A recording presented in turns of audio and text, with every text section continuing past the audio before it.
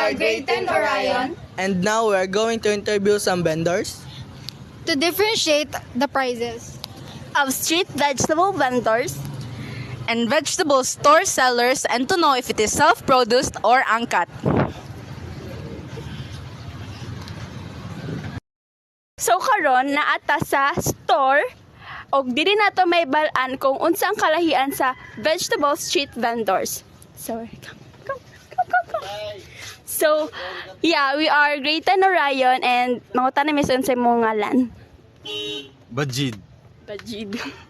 So, yeah, mangutan na may kung tagpila ang kilo sa mong kamatis. Tag 25. So, tagpila po ang kilo sa imong atsalya. Tag 60.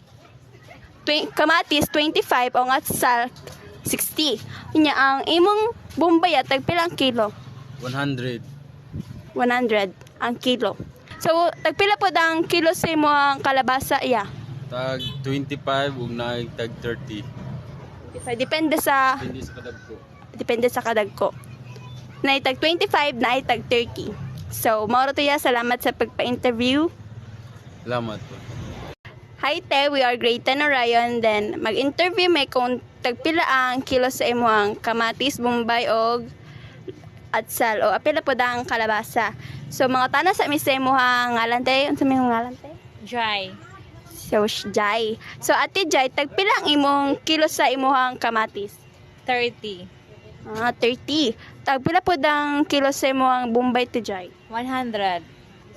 Tapos tagpila po ang kilo sa imong atsal te? 100 po. 30, 100 o 100. Nya tagpila po ang kilo sa imong kalabasa te? 25. Ang kalabasa, ang kilo sa kalabasa ni ante kay tag 25 ra. So, moro te, salamat kay te. Salamat po. We are Grade 10 Orion, then mga tanim si Mohanay kung tagpila ang kilo sa imong kamatis, bombay o atsal. So, mga tanan sa mi si ngalan nay. Sa man imong ngalan nay? So, ang iyang ngalan kay Gemma. So, mga tanan may kung tagpila ang kilo sa imong kamatis nay. 20. Tag 20 ra. Tag 20 ang iyang kilo sa kamatis o tagpila po ang kilo sa imong bombay nay. 80. 80 ang kilo sa bombay ni ante, ni nanay. So, tagpila po ang kilo sa imong atsal nay. 90. 90 po ang kilo sa iyang atsal. So, tagpila man ang kilo sa imong kalabasa nay. 20? 28. 28 ang kilo sa kalabasa ni nanay. So, moro to. Dagang salamat na sa pagpa-interview. So, mangutan na mi kang nanay kung tagpila ang iyang ang tapok sa iyang kamatis. Tagpila ang imong tapok sa kamatis nay. Ang tapok sa kamatis, 10 pesos kada tapok. Ang sa tapok sa imong atsal nay. Mao gyapon ng atsal, 10. Ang sa sibuyas nay. 10 pesos po ang Bombay. Barato ra. So, tagpila po ang binugkot sa imong tinangkong nay. 10 ang bugkot, tulo 25 ang tulo ka buok. Okay. Ang kilo nay? Wala man ay kinilo. Kilo Ang kamatis 25 ang kilo. Ang kilo sa kamatis? Tag 25. O niya ang atsal 60.